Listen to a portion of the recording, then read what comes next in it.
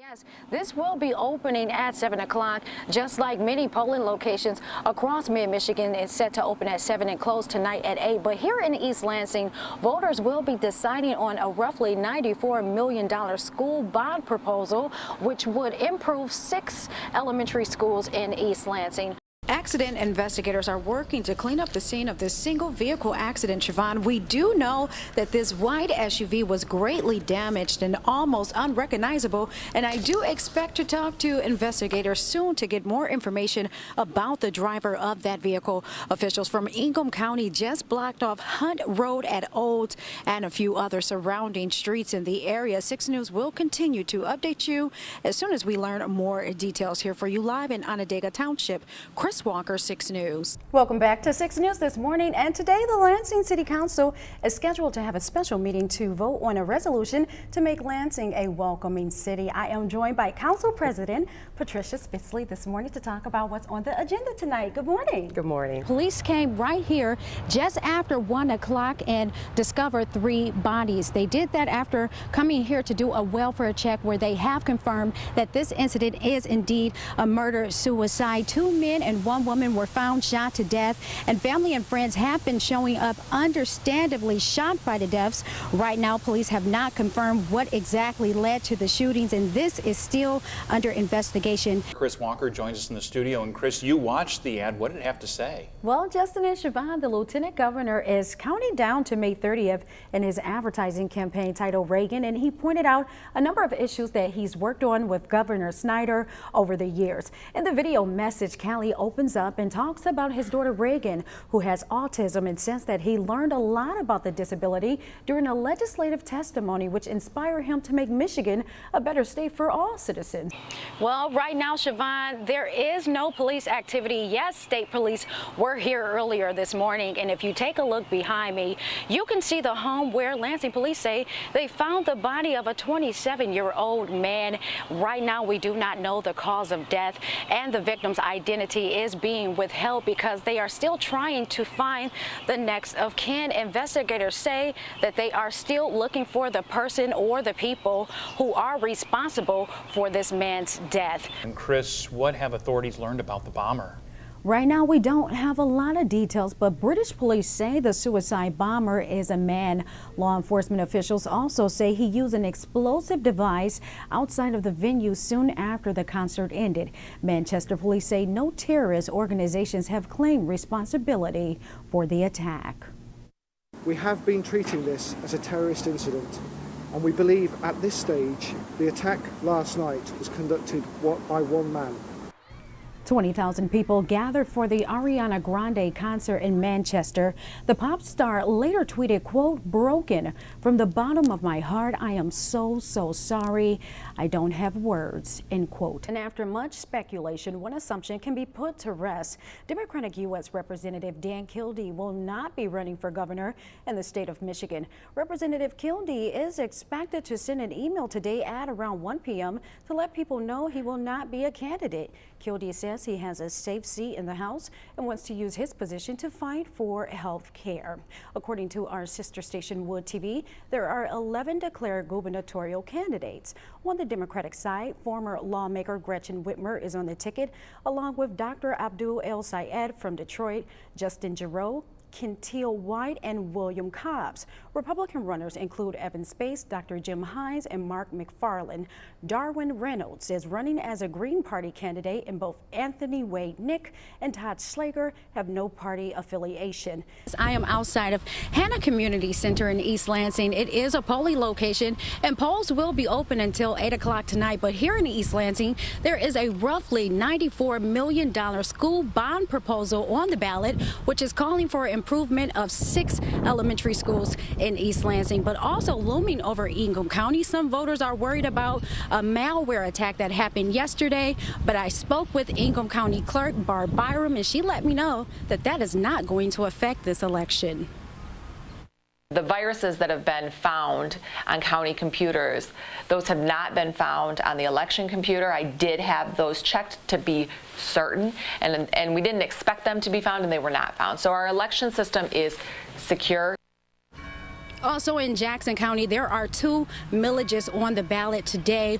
One of them is involving special education, which is going to be a renewal, so it's at no cost to taxpayers. But there is another one on mental health, which will cost homeowners of a $100,000 home an increase of $50 in their taxes per year. If you want more information on polling locations or on what's on the ballot, visit our website, WLNS.com. Here for you live in East Lansing, Cryss Walker, 6 News. And 28-year-old Deja Cooper of Jackson is charged with homicide and felony firearms in the death of Ben Johnson. Police say last May, Johnson was taken to Henry Ford Allegis Health for treatment of a gunshot to the chest but did not survive. Police say Cooper and Johnson shared a home on the 400 block of High Street for 2 years prior to his death. Prosecutors say Cooper thought that Johnson was cheating on her, planned the murder, and tried to clean up the scene. The defense is expected to argue that Cooper acted in self-defense. During previous testimonies, it was revealed that Johnson had cocaine, marijuana, and alcohol in his system at the time of his death. As of now, Cooper's fate is in the hands of the jury, who will hear the details of the case later on today. Cooper is currently being held without bond. There are several things to consider when measuring the development of a child: housing, education, and health.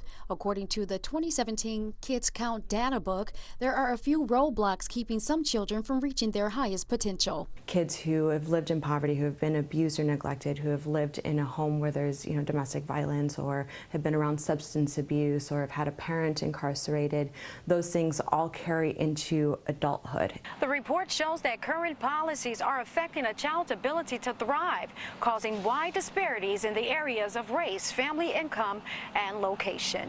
Clinton County is the second best for overall child well-being in the state. Ingham sits at number 46, while Jackson County falls further behind in 59th place. 17% of Michigan children live in high poverty. Those children are at a greater risk for a low quality of life. 84% of them are children of color, making this group more likely to face health, housing, and economic challenges as adults. We can look back historically, and we can look at housing policy that really kept it prevented families of color from being able to access that wealth building, that asset building. The Michigan League for Public Policy recommends that the state increase funding for child abuse prevention and child care programs. The league says the Raise the Age legislation should be passed, which would increase juvenile jurisdiction from 17 years old to 18, helping more children have a better chance at a prosperous life.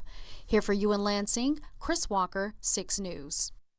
4607. State Representative Peter Lucido says he is working to get a bill passed calling for lawmakers to make big changes on how they charge juveniles in Michigan. You see, in this state, you can't buy cigarettes at 17. You can't enlist in the military at 17. You can't even go ahead and buy a bottle of booze at 17. So why are we going ahead and charging them as if they're of age to do those things? House Bill 4607, known as Raise the Age legislation, was introduced to the Committee on Law and Justice in May after stalling in the Senate last session. The bill package went through the House and they debated it. They simply didn't get enough support to pass it at this time. Raise the Age advocates say 17-year-olds are still mentally developing and should not be charged as adults. Supporters of the bill say that 17-year-olds should be afforded the opportunity to receive treatment designed for the youth rather than being sent to a system structured for mature offenders. In theory, it makes sense from a brain development standpoint, human development standpoint. However, I think there's some concerns with how it would be funded. Juvenile Circuit Court administrators say if the Raise the Age legislation is passed, then each county in the state would absorb the cost. Many of the counties are worried they will suddenly have an influx of 17-year-olds in the county juvenile system, and that is a great deal of cost. In Ingham County, it costs $300 per day to house and serve each juvenile. If the Raise the Age bill is passed, the county would need a 20% increase in funds for juvenile rehabilitation services. A committee hearing date has not yet been scheduled. According to the National Raise the Age campaign, Michigan is one of 6 states in the country to prosecute 17-year-olds as adults. The proposal calls for adulthood to begin at 18. The date was June 7, 2010. It was a day that Kevin Fisher says he'll remember for the rest of his life. It's the day his son Dominique Fisher lost his battle to mental illness. Dominique had been diagnosed bipolar schizophrenic in late 2007 and subsequently took his life. Kevin went on a mission to find out how his son went from an accomplished student athlete to receiving psychiatric treatment. Dominique was diagnosed after his parents noticed a change in his behavior when he came home for Thanksgiving break. We thought he was under the influence of some drugs. The way he was rambling on, and he just wasn't himself. 3 years after his diagnosis, Dominique ended his life, and his father went on a mission to honor his son's memory through mental health advocacy. He found healing in the National Alliance on Mental Illness, also known as NAMI. NAMI's mission is to educate people on psychological health defects while helping victims find treatment. Kevin says his biggest obstacle as a mental health advocate is battling the stigma. We are very sensitive to when we hear anybody, whether it's in the media or if it's in passing on the street, when somebody refers to a person who's living with a mental illness as crazy, because they don't deserve that level of disrespect. We fully accept the penalties and enhanced safety measures in the agreement. And that agreement is a 160-page consent decree outlining safety instructions to the Enbridge company after a 2010 oil spill polluted the Kalamazoo River with millions of gallons of oil. There was control room problems. We believe they were negligent in the handling of oil, which is obviously a valuable resource. The United States Environmental Protection Agency negotiated the terms with Enbridge and ordered the oil company to pay a total of $177 million in reimbursements and penalties. Already, Enbridge has paid something in the neighborhood of $58 million. This is the last chapter. As of now, the agreement orders for Enbridge to pay an additional $62 million in damages, $5 million in reimbursements to the Coast Guards, and approximately $110 million in further relief fines, making this spill the largest penalty under the Clean Water Act in history. As of today, officials say the water is now safe and wildlife is making its return to the area. As we stand here today on the bank of the river, I'm proud to say that we've fulfilled the promise. The river is clean. The Michigan Department of Environmental Quality says they hope this incident will serve as an example to other pipeline companies on the importance of safety precautions and prevention.